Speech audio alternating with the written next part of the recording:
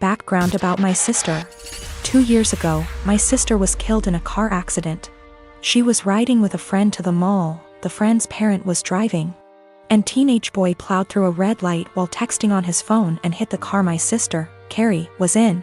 Carrie was killed instantly and her friend, June, was in a coma for 3 weeks before her parents took her off life support. When Carrie passed, I was devastated and angry and just not in a good place. Carrie and I had been extremely close. Despite a 7-year age gap between us, we enjoyed a lot of the same shows, we went to concerts together. We volunteered together, and I took it upon myself to guide Carrie like any big sister would do. Our parents were extremely busy with work most days and Carrie and I would often cook together and do crafts when we weren't too busy with school work. Carrie wanted to be a NICU nurse when she grew up and I helped her find a volunteer position at a local hospital to help get her gain some experience being around patients. In short, Carrie was my sister and best friend, and when she passed, I was a mess. The last craft Carrie and I made together was a set of candles. We bought the wax at a local craft store and we both made each other a candle and decorated the jar it was in. That was the day before she was killed. At her funeral, Carrie was buried with the candle I made her. The candle Carrie made me sits on my desk next to my favorite picture of her and I together at the beach. Or it did, until last week. Background about my boyfriend. I met my boyfriend about 1.5 years ago, about 6 months after Carrie passed. I wasn't looking for a relationship, I was still grieving my sister's death. But Eugene came along and it was love at first sight. He was extremely supportive, let me cry on him when I needed to, didn't push me into getting over grieving or anything. He was extremely gentleman about everything and very, very patient. After 6 months of seeing each other pretty regularly, we made it official. Eugene came into my life at a very low point and he has always been very respectful of sentiments I keep from my sister. Never asking me to take them down, always giving me space when I needed to cry. Eugene, along with most, if not all, of my friends and family know about Carrie's candle. There was a point after she died where I would take the candle with me everywhere out of fear that someone might light it, or steal it. Or who knows what. The point is, that candle was and still is a very important part of my life and something that my sister made for me and me alone. When Eugene and I moved in together about 4 months ago, I packed away most of the reminders of my sister and put out the candle and picture on my desk. I felt that this was a huge step because when I'd lived just by myself I had pictures everywhere and a few knickknacks laying around from my sister. I wanted to make Eugene and I's home our home with just a small part of my sister there. Eugene understood and was very supportive. Last week, we had a massive winter storm that knocked out power. We didn't have power for 3+ days. The power was knocked out at Eugene and I's house while I was at work, which did not lose power. Eugene texted me that he was going to light some candles and try and get a generator, so we could have some for of power or at least be able to charge our phones / use lights / etc. Now, we have probably 30+ candles in our house. I am a huge fan of sales and when Bath & Body Works has a candle sale, I like to stock up and get a range of scents. We have candles scattered all over our house. In the room where my desk is, there are no candles aside from the one Carrie made me. None at all, and there never has been. This room is also downstairs, where Eugene doesn't spend a lot of time, his desk is upstairs. When I arrived home from work last week, I noticed a bunch of candles burning in our living room, safely.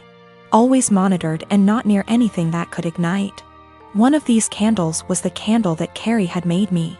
I burst into tears and when Eugene heard me crying he came out from the bedroom, where he was lighting more candles, and asked what was wrong. I was a wreck and couldn't get any words out. When he tried to calm me down, I shoved past him and locked myself in the room where my desk was and just cried. I don't know how he could be so stupid. He knew and I thought he understood how sentimental the candle was and how much I cherished having a candle that my now deceased sister had spent time making with me just a day before she was killed. I haven't been able to speak to Eugene since it happened, Tuesday of last week. He has tried to explain why he did it, because he needed candles to be able to see, but I just can't wrap my head around it. He hadn't gotten into the large candle stash I have upstairs right by the living room where Carrie's candle was, but went downstairs, out of the way to grab the most sentimental, cherished item I have. The candle was burning most of the day while I was at work and is now melted and pretty much gone. I do still have the jar it was in, but I can't look at it without bursting into tears. Eugene says it was an accident, but I just don't believe that. He said he was getting around to lighting the candle surplus we have upstairs, but just hadn't gotten there yet. After being home 6 hours alone with no power, I am heartbroken and feel like this is a major slap in the face. I feel disrespected. I feel like he disrespected my sister. I just don't know what to do. I don't feel like I can forgive him for this. Me and Diomara, she is 12 years old, have had a rough summer. She's been more defiant than usual. I've been dating her mom Mara for 2 years now. 9 months ago, they moved in with me, Maple. Both Dio and Mara have an on-again / off-again relationship with Dio's dad, Dionysus. He's pretty much never paid child support, comes and goes as he pleases into Dio's life. Typical shitty-ass part-time dad. I've tried to fill the dad role in her life, while still understanding boundaries, taking things slow, etc. This summer Dionysus decides he wants to be a real dad and takes Dio in for a month. Good for him, not my business, and Mara agrees. When Dio came back home because school started, she was a lot different. Really mean to me, very dismissive. A few days ago she got caught shoplifting at the mall. Security took her in, then called Mara, who didn't answer, then called Dionysus, who didn't answer, and finally me. I answered. They told me I had to pick her up or she'll be handed over to juvenile. I didn't say anything to her while I picked her up. I apologized to security, apologized to the store. I even tipped the security guards plus the store employees because it's up, they had to deal with that. I assured them Dio would be punished appropriately. I'm speaking to her in a strong, affirmative voice while we're in the car. Not yelling, but in a fatherly tone, I suppose. I'm telling her how up it is to steal, and how I don't with thieves, and how I absolutely don't voluntarily with any kind of police, so I don't appreciate any of this, nor will I accept it in my house. She snaps back that I'm not her dad, so don't ever tell her what to do. From now on, if I want to tell her something, I need to clear it with her real father first. That killed my soul. For the past year or so, I've treated her as my own daughter. I've paid for their housing, I've paid for her mom's car, her schooling, her food, everything. Her bio dad dropped $100 check off one time in the past year. The check bounced, so I had to call him up and he brought cash over. I told Mara about all of this. She was appalled at what Dio said, but she never made Dio apologize because she's not wrong, you're not her dad. A couple of days later Dio asks me for some money to pay for her uniform / accessories she needs for a sport she's involved in. I say, go ask your dad. She scoffs and says her dad doesn't have the money for it, so I have to pay for it. I tell her, I'm not her dad, so don't ever tell me what I have to pay for. She cried to Mara, who tells me I'm not being an adult about the situation. Mind you, I never received an apology or a thanks for our entire previous situation. Mara says Dio is a kid and I need to stop acting like a kid too. I am a gemologist. I spend my days in the lab testing and identifying stones. From the nature of my work, I also have a large and valuable collection of jewelry, but also gem specimens that I keep in a safe I specifically bought and had installed to keep them safe. I also have a second smaller safe for keeping important documents like passports. I own my home and my boyfriend of 2 years recently moved in as he was renting before. I gave him the code to the smaller safe so he could put valuables in it, but he also wants the code for my gem safe. Not to put anything in it, but he says because we are living together now I should trust him and give him the code. I've said no because he has no reason to open the safe as the only thing it's used for is storing my collection. He said he has no interest in my gem collection, doesn't want to look at them, but still wants the code to access them. This is causing tension because he says I should give it to him as a show of trust, and I said no.